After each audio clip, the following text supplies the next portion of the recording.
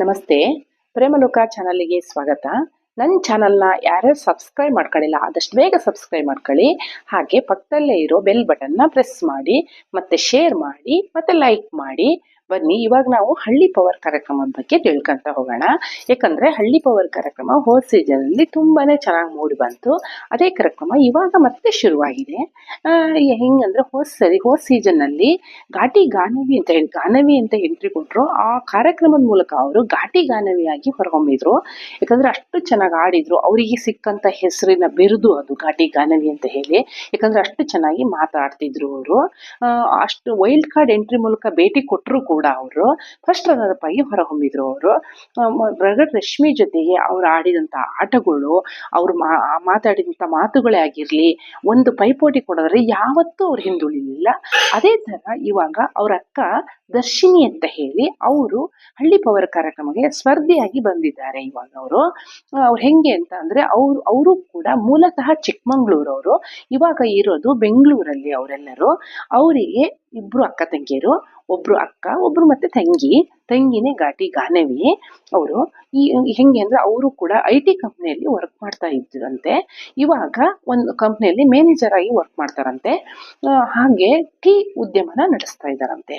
ಹಾಗಾಗಿ ಅವರು ಇವಾಗ ಈ ಕಾರ್ಯಕ್ರಮಕ್ಕೆ ಎಂಟ್ರಿ ಕೊಟ್ಟಿದ್ದಾರೆ. ಮೊದಲನೇ ದಿವಸನೇ ಕೂಡ ಅವರು ಎಂಟ್ರಿ ಕೊಟ್ಟರು.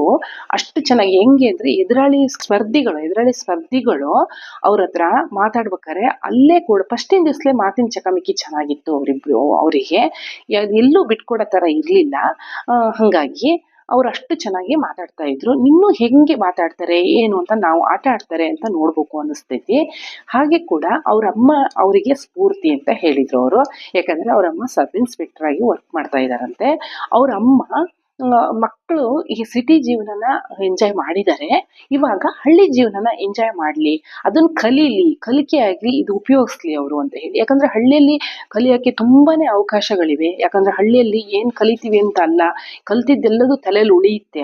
ಹಾಗಾಗಿ ಅಷ್ಟು ಒಂದು ಇದಿದೆ ಹಳ್ಳಿಯಲ್ಲಿ ಕಲಿಯೋಕ್ಕೆ. ಈಗ ಅವರು ಅದಕ್ಕೆ ಕೂಡ ಘಾಟಿ ಗಾನವಿ ಕಲ್ತಿದ್ದಲ್ಲಿ ನಾನು ಕಲಿತೀನಿ ಅಂತ ಹಳ್ಳಿಗೆ ಬಂದಿದ್ದಾರೆ. ಅವ್ರು ಹೇಳ್ತಾ ಇದ್ರು ಮಾತಿನಲ್ಲಿ, ನಮ್ಮ ಅಮ್ಮನೇ ನನಗೆ ಸ್ಫೂರ್ತಿ ಅಂತ ಹೇಳಿ. ಇಂಥ ತಾಯಂದ್ರು ಒಬ್ಬೊಬ್ರು ಹಿಂಗಿದ್ದಾಗ ಎಂಥ ಸಿಟಿಯಲ್ಲಿರೋ ಹುಡುಗಿಯರು ಕೂಡ ಹಳ್ಳಿಗೆ ಹೋಗೋಣ, ನಾವು ಕಲಿಯೋಣ ಅಂತ ಬರ್ತಾರೆ. ಯಾಕಂದ್ರೆ ಹಳ್ಳಿ ಜೀವನ ಏನು ಕಷ್ಟನಾ ಸುಖನಾ ಅಲ್ಲೊಂದ್ಸಲಿ ನಾವು ತಿಳ್ಕೊಳ್ಳೋಣ ಅಂತ ಅವ್ರು ಬರ್ತಾರೆ. ಕಾರ್ಯಕ್ರಮ ತುಂಬ ಚೆನ್ನಾಗಿ ಮೂಡ್ತಾ ಇದೆ. ಇವರು ಕೂಡ ಅಕ್ಕ ತಂಗಿ ಥರನೇ ಆಡ್ತಾರ, ಇಲ್ಲ ಇವ್ರದ್ದೇ ಆದ ವಿಭಿನ್ನ ಆಟಗಳಲ್ಲಿ ಚೆನ್ನಾಗಿ ಆಡಿ ತೋರಿಸ್ತಾರ? ನೋಡೋಣ. ಹಾಗಾದ್ರೆ ಯಾವ ಥರ ಆಡ್ತಾರೆ ಅಂತ ತಿಳ್ಕೊಳ್ಳೋಣ, ನೋಡೋಣ ಬನ್ನಿ.